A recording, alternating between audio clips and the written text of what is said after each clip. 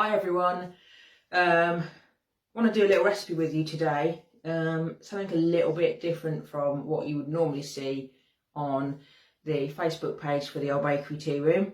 Those of you that watched our Company and Cake Live that we did on Wednesday, February the 3rd, will know that I mentioned making my own fat balls for the birds that come into the garden. And I did say I might get around to doing a video to show you my recipe for that.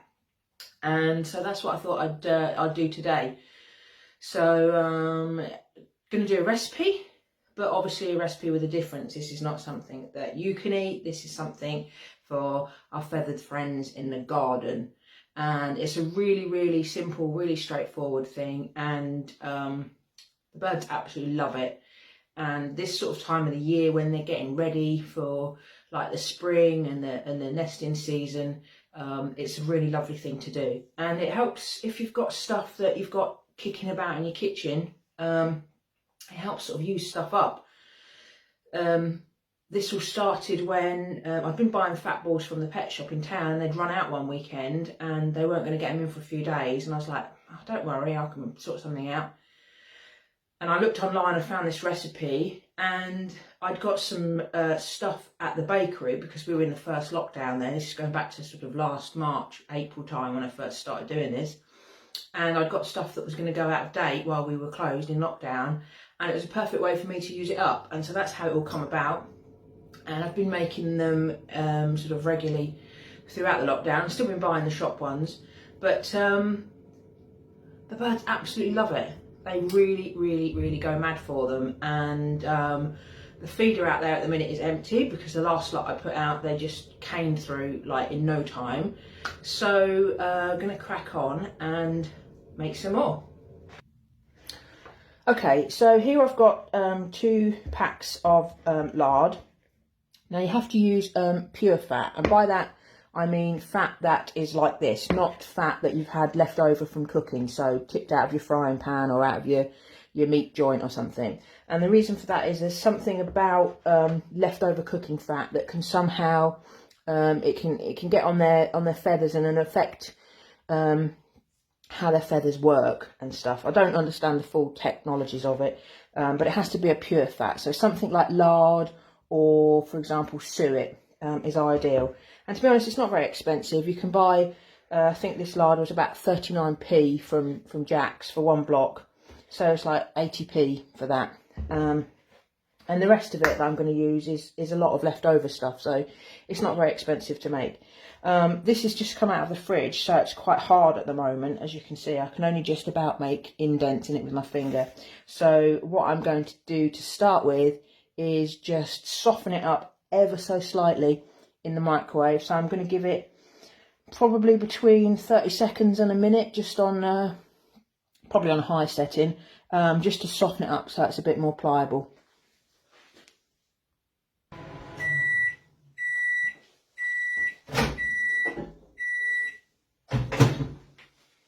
Okay, so that's soft now. Might have overdone it a little bit because it's gone a little bit liquidy, but that's absolutely fine. So I'm just going to start breaking it up a little bit.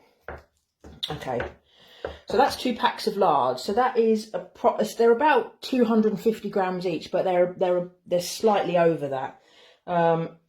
So I think it worked out that they were about. It worked out in weight that it was about 18 ounces, so just over a pound. And you need 2 parts of dry ingredients to 1 part of fat. Okay, so we need 36 ounces of dry ingredients. Now I've weighed some of this out already, just to save a bit of time. So the first thing I've got is this here, which is bird seed, which I get from the pet shop. There's a few peanuts mixed in there as well, which I get from the pet shop. So yeah, I weighed this out before. It's just normal wild bird fare, so bird seed and peanuts. And we're just going to tip that in. Start to give it a bit of a mix. Okay, now everything else that's going in after this is stuff that is just kind of use up.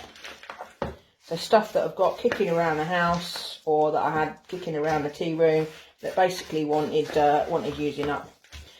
So I've got some oats here. They're these Quaker 100% whole grain rolled oats. They went out of date last summer time, and birds love oats. They really do. So I've weighed some of them out, and we're going to stick that in there as well.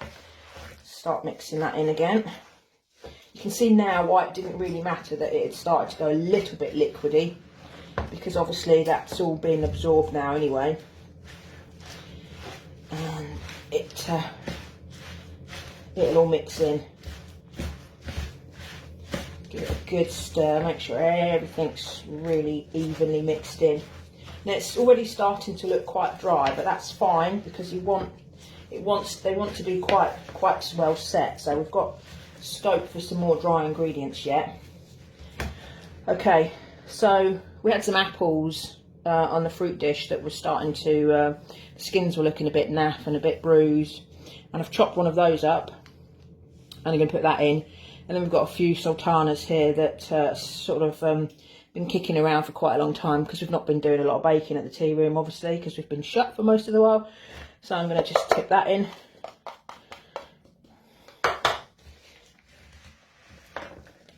There's an awful lot of stuff, leftover foods that your birds might eat. We had roast dinner on Sunday, and there was some mashed potato and some peas and carrots left, and all stuff like that they can have. So I've put those out on one of the dishes outside for the birds. They haven't come for it yet, but you may find sometimes if you put new stuff out, it takes them a while to get used to it and know that it's there and know that it's safe to eat. We had spaghetti bolognese one night as well, and we had some cooked spaghetti left over, and I've chopped that up, and I'm going to put that out for them as well in a couple of days. So all stuff like that is good for them. Now this is one other thing that I'm going to put in here. It's probably not many people have leftover biscuits, but we've got some biscuits that they've just gone a bit soft. Now they've got to be plain biscuits, nothing fancy, nothing chocolatey, nothing excessively sugary. These are just normal plain, like a digestive or a rich tea. Not too many, because it's obviously sweet. There's obviously sugar in those, and the birds will eat them, but it's a bit like children in that regard. Just because they like them doesn't mean it's good for them. But I like to put a little bit of broken biscuit in. Just find another plain one. Here we go. Just because it helps get rid of them, and it's a little extra treat for the birds. They're not going to have too much sugar the way it's broken up and spread between all this mixture. So that's another little addition to my fat ball recipe. Right, that's everything I'm going to put in there for now. Now, to make it easier to mix, whoops, that bit went on my shoe.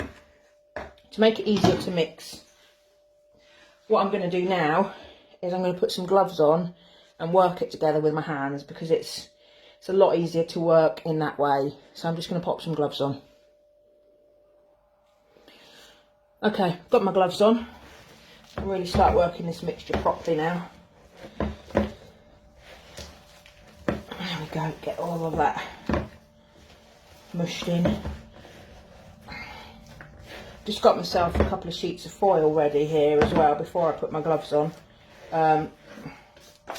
so that when I start rolling them out, I've got somewhere to put them. And actually this mixture still feels a little bit wet. So I think what I might do is just put some more oats in it. Mix that in. Obviously it will set once it's really chilled down again. But the birds like to sort of peck at them, so they don't want to You don't want it to be too soft.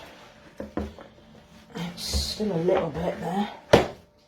Might put some more bird seed in as well. I can remember what tub that's in. I think that's in this tub. There we go.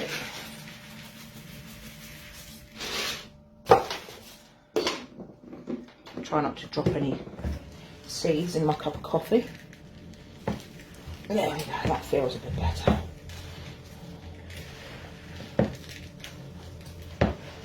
You can find lots of information online about what they can and can't eat, birds, and what you can and can't put in your fat balls. If you look up the RSPB website, there'll be lots of information on there. But there's also loads of other sites where you can get really informed advice. I know that they can't have chocolate. I know that they can't have things like desiccated coconut, because that can potentially swell in their guts and make them poorly. I know they can't have anything that's got dairy in them, so anything like milk and that. But do check online so you can make informed decisions and see what you can put in. And that's it, basically. Roll them out. You can put them whatever size you want or whatever shape you want. I know roughly this is the same size that will fit in my feeder, so I tend to do them about that size all the time. There are other things you can do. You can, if you've got an empty yogurt pot, you make a hole in the bottom of the yogurt pot, put a string through it, pack your mixture in the yogurt pot, let it set, stick it in the freezer. Then you take the yogurt pot off, and you've got like a free hanging shaped feeder that you can hang on your tree or hang on a post somewhere, and they can just peck at that. I do find they're quite messy though. Once they start pecking at them, and if they fall apart, they can be quite messy. And if you get a lot of bits on the ground, that's potentially when you can encourage certain other wildlife visitors, although they need to eat as well. Not everybody wants mice and rats in their garden, so that's something to be mindful of. You get it with any sort of bird feed, to be honest. But so I'm going to finish rolling these out. What I've also got, which I will just quickly show you, is this. Now, about 3 or 4 years ago, I bought these coconut halves from a garden centre, and they were kicking about in the greenhouse, and I thought, oh yeah, I'll use them. So I've packed my mixture in these as well, and then when they're emptied, give them a rinse out, and you can pack them full again. And they love these. Some of the slightly smaller birds can get at these, one of these hanging on the tree, if the big birds and the starlings are squabbling over the balls in the feeder. So that's another really simple way you can get, and you can just keep reusing it and refilling it within reason.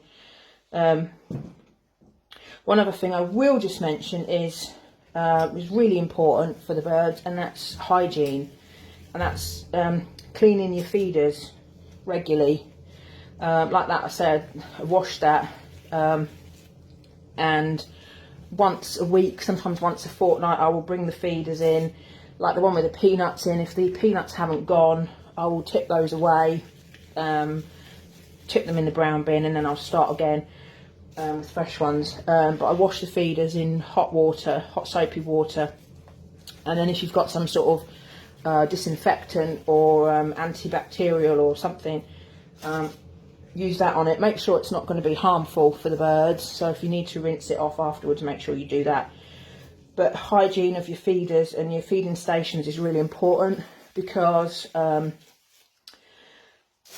can accumulate bacteria, and then if the birds get that sort of infection, it can make their face swell and make their beak swell, or swell around their beak, and they can get really, really poorly. So it's really, really important to keep all your feeding stations nice and clean. And if you can put a bird bath out or a dish with some water in as well, that's another thing. And make sure that's cleaned and changed regularly as well. So this is not the sort of video you'd normally expect from a tea room and restaurant. You'd probably expect it more from a garden centre or a pet shop or a wildlife specialist. But in the absence of us doing much else at the tea room, and this being a particular hobby of mine at the moment, I just thought I'd share it with you because I absolutely love watching the birds come to the garden and fight over all the food and stuff. And it's really quite special to see, and it's quite relaxing as well. So I'm just going to finish rolling these out. I'm going to go and stick a couple out because the feeder's empty this morning at the moment. And I'll add some pictures and maybe some video if I can get some to the end of this video, showing my starlings that come and squabble over them, if I can get some footage. So that's about it really. It's really easy to do, quite cheap to do. As I say, you can use lots of stuff that you've got left over, and I find it really rewarding as well. So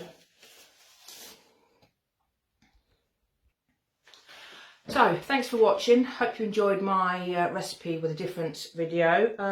Let us know how you get on making your fat balls, and let us know how you get on with your birds. And if you've got some pictures or some footage, we'd love to see them.